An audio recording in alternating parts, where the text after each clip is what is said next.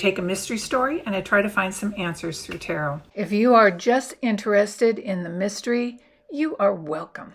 But I would urge you to watch to the reading at the end, even if you don't believe it, because during a reading you might find something you haven't even considered, some clue that might send you off in a new direction so that you can solve this mystery.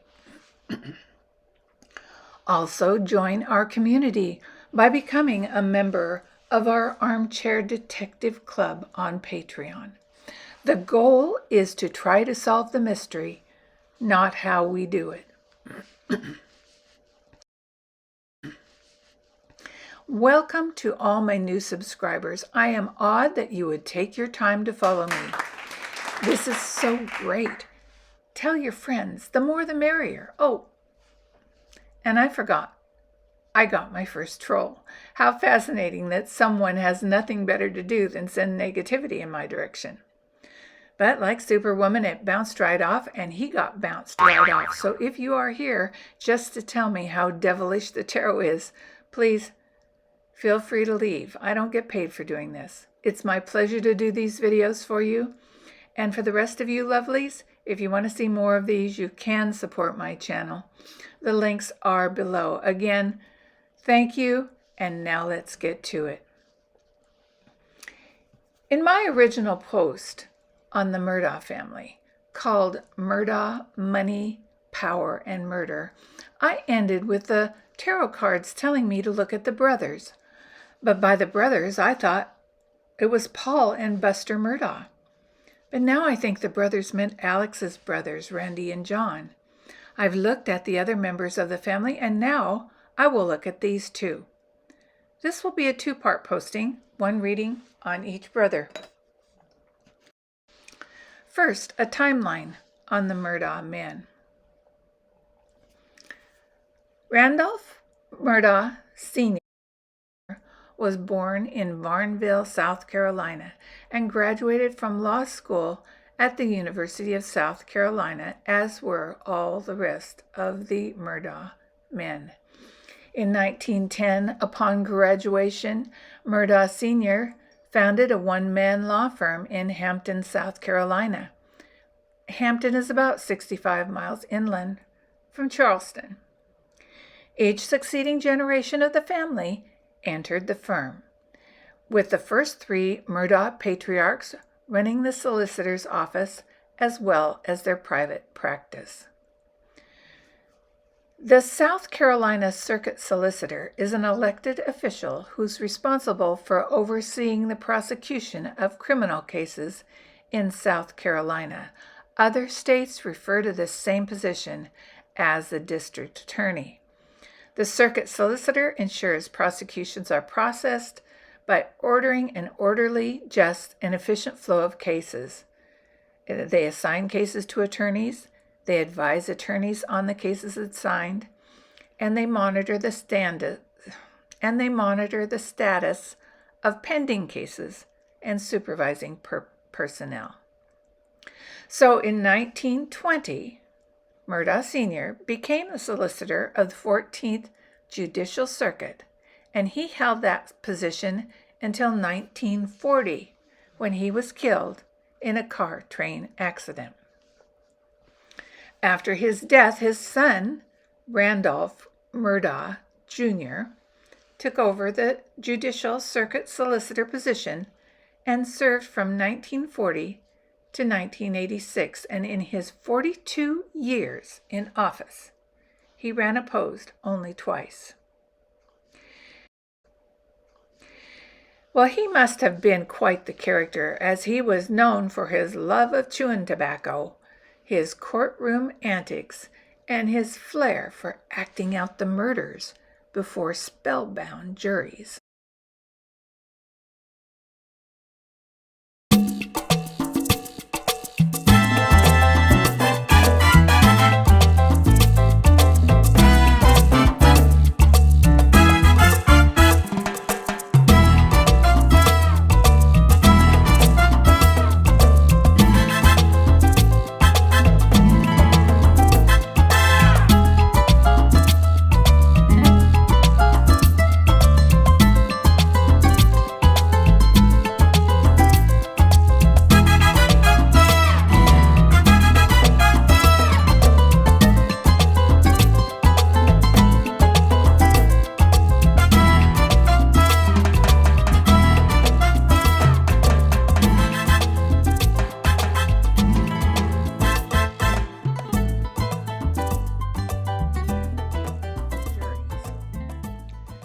But his outrageous courtroom behavior caused him to be reprimanded several times.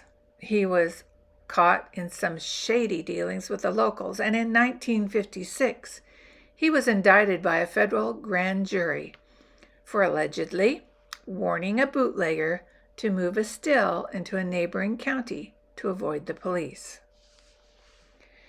He retired in 1986 and died in 1998. Because of the family's decades-long control of the office of solicitor, it wielded enormous judicial and political power for almost a century. According to columnist Kathleen Parker, the jurisdiction of the 14th Circuit District was known as Murdaugh Country, where the justice system was regarded as rigged and local attorneys would move to settle a case rather than go to trial. "You don't cross the Murdaughs," an unnamed source told People in a cover story for the magazine. "They'll come down on you hard. They have a lot of influence and power, and they'll use it against their enemies." So Randolph Murdaugh Jr. retired in 1986, and as his father before him, the next in line for the solicitor job was his son, Randolph Murdaugh III, who took his office when his father retired. He ran unopposed in every election and held office until retiring in 2006. So Randolph III was married to Elizabeth Alexander, and they had 4 children, including 3 sons: Randolph IV, we call him Randy; Richard Alexander, the one whose son and wife were murdered, they called him Alex, and both of whom entered the family law firm; and the youngest son, John Marvin. Randolph Murdaugh IV, Randy, and the youngest son, John Marvin, that we will be looking at today. Randy and John both went to the University of South Carolina, and Randy followed the family business and went to work in the family law firm. John took a different path and is now the owner of the Murdaugh Rental Center and farm equipment sales business in 2 locations, Hampton and Ocady. It seems Randy was always a quick phone call away. He was called soon after his nephew Paul's boat crash. He called the Smiths soon after Stephen Smith's death, offering to take the case for free. He was called by Alex to the scene of his family's murders. Let's look into that a little bit. After a strange and seemingly rehearsed phone call to 911 by Alex Murdaugh, at the end of this call he said, "I have to call my family members." This was June 7th, 2021, a Monday. And Alex called, you guessed it, Randy IV, who claims to have arrived 15 minutes after Alex called him. John claims that he arrived another 30 minutes later, and SLED, the South Carolina Law Enforcement Division regional agents, arrived about 11:47. The SLED crime scene agents began arriving at 12 o'clock. Maggie's sister was appointed to handle the estate of her nephew Paul, but quickly turned it over to Randy. Randy later resigned, citing a conflict of interest, and asked that his brother John handle the estate. Now, why would this be a conflict of interest for Randy, but not for John? Weren't they both uncles of the murdered boy? Meanwhile, Alex, who had been arrested for embezzling money, tried everything he could to get out of jail, maintaining his innocence in the murders.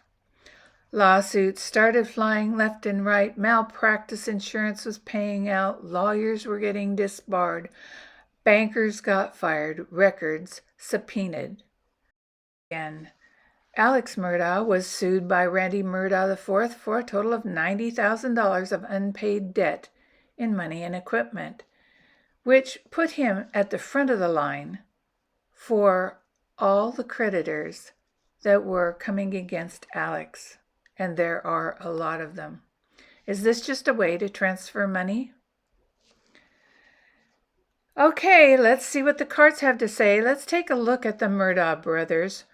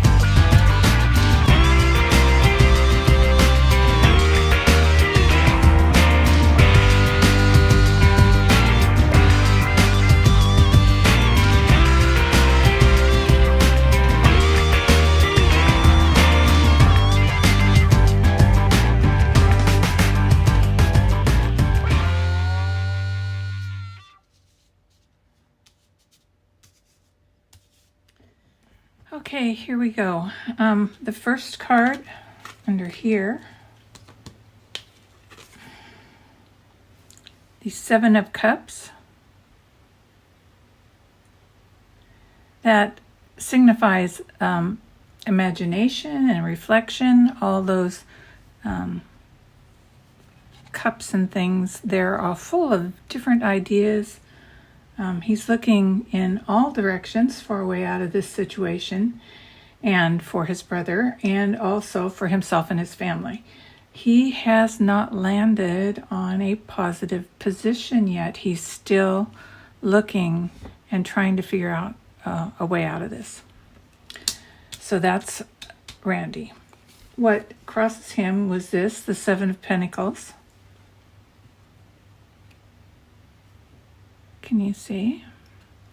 The Seven of Pentacles is, this card is, it signifies profit.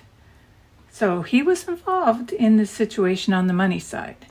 And he was either receiving money from his brother's embezzlement schemes, or he knew about them. And he's looking for a way to continue getting the money without being caught up in the problems of his brother. He might be saying to someone, hey, I know my brother was unreliable, but I'm the one who can take over this. And this is a little bit more about the situation. This is the Ten of Swords, but it's reversed. So he's got some fears about this. Alex didn't follow directions, and look what happened to him and his family. So Randy thinks that he's smarter, but he knows what could happen if you screw it up. Now the next card is his immediate past, and this is not Randy. This is the King of Swords. And this is a guy that's running the whole operation. And he is wielding the power. Here's a guy who knows the truth, and he's gained his knowledge through being cold-hearted, calculating,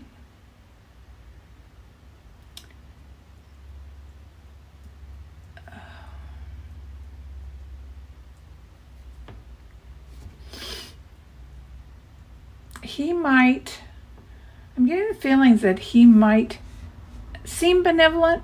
He might even be a father or a teacher, but he will not compromise under any circumstances. So this is what he's up against. The next card is what crowns him, crowns Randy, and crowns the situation. And it is justice reversed. It's what you hope to receive. So he's looking to pervert justice. He actually might be able to pull this off. He has the knowledge and the will and the system of good old boys in place. He hasn't really taken that final step yet. He might be waiting to see how it all turns out for Alex, or by making Alex the fall guy, eyes are diverted from the continuing business. But this is not justice. This is a perversion of justice, and that's what he is wanting to have happen. In the immediate future is the Six of Wands, and it's reversed. So that means there's no victory yet. See if you can see it. There have been delays that have caused Randy to have to step back and wait. Maybe his offer to take over the business was rejected, or there was some news that wasn't good. So maybe he's having to rethink his approach. But he's not giving up. This is his future. Now this down here is Randy. This is Temperance. He's lying low. He's letting things in court play out. He's anxious to get moving, but he's smart enough to know that the spotlight is on his family right now. So this isn't the best time to move forward. So he's just taking it nice and easy, but he's got a lot of stuff going on in his mind. You can tell he's planning, but he's not. There are no actions yet. He also knows this are the people around him, and this is death. It may not be literal death, but there has been death around him. So he knows he's playing with fire. He's dancing with the devil. His plan's working. Alex was warned to clean up his business, and when he didn't, it was taken care of for him. And Randy is willing to take over for Alex. It might use him as a scapegoat. It's working. The eyes are on Alex, not on the rest of the family. There was a lot of bungling in what went on, but Randy's come in and he said, I can make it all right. So watch this place here. The next are hopes and fears. And here, again, is the card of choices. Now, he's got a lot of choices to make, but this reversed card, this indicates that he's trying to maintain a positive front, but he's got a lot of fear and uncertainty about the whole situation. So he might look like to everyone, I've got it all under control, and I'm making the best choices and deals here, but he's still very nervous about it. And he should be, because this card here is the outcome, and this is not a good outcome. This is the Wheel of Fortune upside down. Something not in his control is going to happen if he doesn't leave this entirely alone. This is really bad. This is extremely bad. And it might not even be his fault. But if he continues down this path, his fate might be the same as Alex's, or even worse. Overall, I'd say Randy's in a pickle. He knows too much. He's too ambitious. He doesn't have the capacity to recognize the danger that's coming. And he's putting his family into danger too. Now, he might take over and it might go well for a while. But through some quirk of fate, he's going to be brought down. Someone testifying that he didn't suspect. His wife, maybe, a friend. Some shipment getting lost. Not his fault. Something like that. But he's going to be held responsible. Okay, well, that's the reading on Randy. I hope you enjoyed it. Please leave comments below on what you think Randy's involvement is. And we'll see how the cards play out. This is a beautiful necklace. The thing about this necklace is that it's flat, hand hammered. See?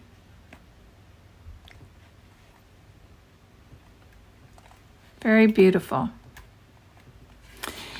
If you're into art like Alexander Calder, he did a lot of jewelry like this. This is not signed. I'm not saying it's Alexander Calder, but I'm saying it's like that. Very beautiful, lies flat against your chest in a bib pattern.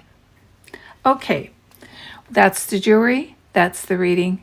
You guys have a nice week. Oh, don't forget to check out part 2. We're going to look at the other brother, John, and see where his involvement is in